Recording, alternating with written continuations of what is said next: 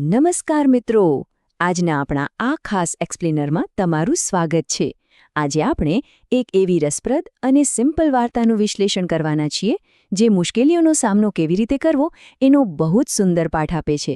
આજે આપણે જોઈશું કે કેવી રીતે એક સાવ નાનકડો જીવ આપણને એક ઘણો મોટો અને ડીપ કન્સેપ્ટ સમજાવી જાય છે. તો ચાલો ફટાફટ શરૂ કરીએ. તો જુઓ, શરૂઆતમાં જ આપણી સામે એક બહુ જ અગત્યનો સવાલ ઊભો થાય છે. જ્યારે આપણો દૃઢ નિશ્ચય, આપણું ડિટર્મિનેશન એકલું પૂરતું ન હોય ત્યારે શું થાય છે? જ્યારે આપણી બધી જ શક્તિઓ ખતમ થઈ જાય ત્યારે અશક્ય લાગતા કામને કેવી રીતે પાર પાડવું? બસ આ જે મૂળભૂત પ્રશ્ન છે જેનો જવાબ આખી વાર્તામાં છુપાયેલો છે. તો ચાલો આપણા પહેલા વિભાગથી શરૂઆત કરીએ, એક મોટો પડકાર. અહીં વાર્તા સીધી જ મેઇન મુદ્દા પર આવે છે અને પડકારની ગંભીરતા સેટ કરે છે. હવે જરા આ દ્રશ્ય પર નજર કરો. ખરેખર જોવા જેવી વાત એ છે કે પેલી નાનકડી કીડીની સરખામણીમાં આ રોટલીનો ટુકડો કેટલો વિશાળ છે. એ કીડી જે ક્યારેય હાર ન માનવાના વલણ માટે જાણીતી છે, તેની સામે જાણે એક આખો પહાડ આવી ગયો હોય એવું લાગે છે, રાઈટ? આ કામ બિલકુલ સહેલું નથી થવાનું, એ તો અહીંથી જ ક્લિયર થઈ જાય છે. અહીં વાર્તાનો મેઇન પાયો નખાય છે. સ્પષ્ટ શબ્દોમાં કહીએ તો અહીં કીડીના દૃઢ નિશ્ચયની વાત થઈ રહી છે. આ જેની અંદરની આગ છે, એનો ડ્રાઇવિંગ ફોર્સ છે.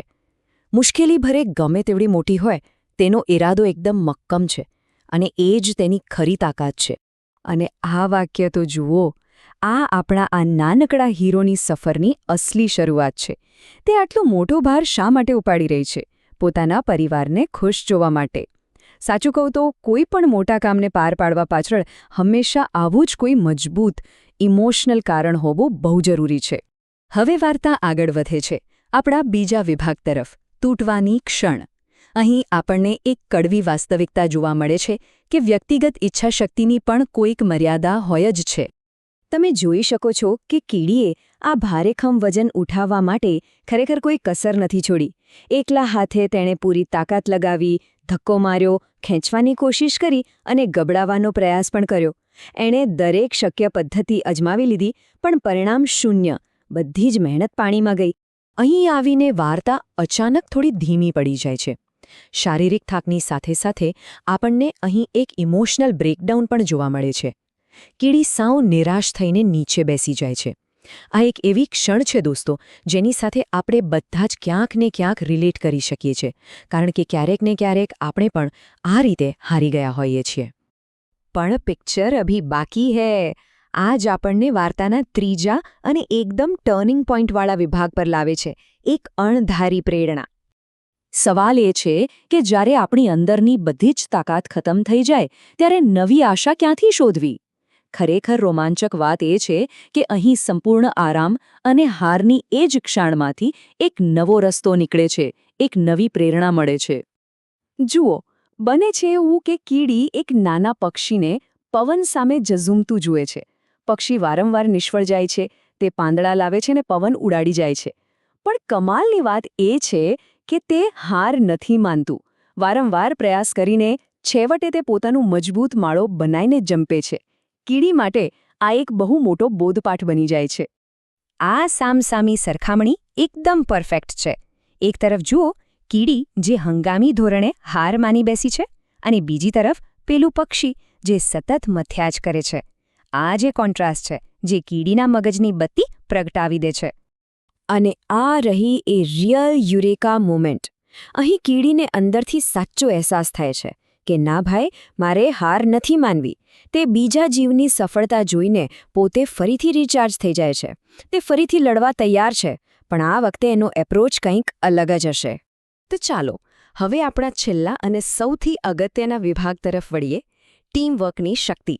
જોઈએ કે આ નવી એનર્જી કેવી રીતે એકદમ નવી જ વ્યૂહરચનામાં ફેરવાઈ જાય છે. અહીં આખી ગેમ બદલાઈ જાય છે. એકલા હાથે મથવાને બદલે કીડી સ્માર્ટ વર્ક કરે છે. તે પોતાની સાથી કીડીઓને બોલાવે છે અને એક આખી સાંકળ બનાવે છે. જ્યારે તમારી પોતાની તાકાત કામ ન આવે ત્યારે એકતાની તાકાત અજમાવવી જોઈએ, બરાબર ને? આ એનું જ એક ક્લાસિક ઉદાહરણ છે. હવે રોટલીના આ વિશાળ ટુકડાને ફરીથી જરા ધ્યાનથી જુઓ. આ હવે કોઈ ઇમ્પોસિબલ ટાસ્ક નથી લાગતું, પણ ભેગા મળીને મેળવેલી જીતનું એક શાનદાર પ્રતીક બની ગયું છે. સામૂહિક પ્રયાસથી એક મોટો પહાડ જેવો અવરોધ પણ સાવ નાનો બની ગયો. અને ક્લાઇમેક્સ તો જુઓ, કીડીની આ ખુશી અને એનો આ ઉત્સાહિત અવાજ જાણે આપણે સાંભળી શકીએ છીએ. આ જીત સીધી રીતે બે જ બાબતો પર આધારિત છે. એક તો ટીમવર્ક અને બીજું ક્યારેય હાર ન માનવાનું વલણ. મહેનત અને એકતાનું આ કોમ્બિનેશન જ સાચી સફળતાની ફોર્મ્યુલા છે. તો આખી વાતનો નિચોડ શું છે? આખી વાર્તા આપણને બહુ ટૂંકમાં પણ એકદમ સોલિડ લેસન આપે છે. વ્યક્તિગત મહેનત તમને સ્ટાર્ટ જરૂર આપે છે, પણ ફિનિશ લાઇન તો ટીમ વર્ક જ પાર કરાવે છે. આ એક એવો જબરદસ્ત ફંડા છે જે માત્ર આવી વાર્તાઓમાં જ નહીં, પણ આપણા રોજિંદા જીવનમાં અને કામકાજમાં પણ 100% લાગુ પડે છે. આ એક્સપ્લેનર પૂરું કરતા પહેલાં એક બહુ જ વિચારવા જેવી વાત છે. ઘણીવાર જ્યારે આપણે થાકી જઈએ છીએ ત્યારે એનો મતલબ એ નથી હોતો કે આપણે હજી વધારે એકલા હાથે મહેનત કરવાની છે, પણ કદાચ એ સમય હોય છે ભેગા મળીને કામ કરવાનો. તો હવે પછી કોઈ મોટી મુશ્કેલી આવે ત્યારે આ સવાલ જાતને ચોક્કસ પૂછજો. કદાચ તમારો સાચો ઉકેલ ફક્ત થોડી મદદ માંગવામાં જ છુપાયેલો હોય. આજના એક્સપ્લેનરમાં જોડાવા બદલ તમારો ખૂબ ખૂબ આભાર. મળીએ છીએ નેક્સ્ટ ટાઈમ.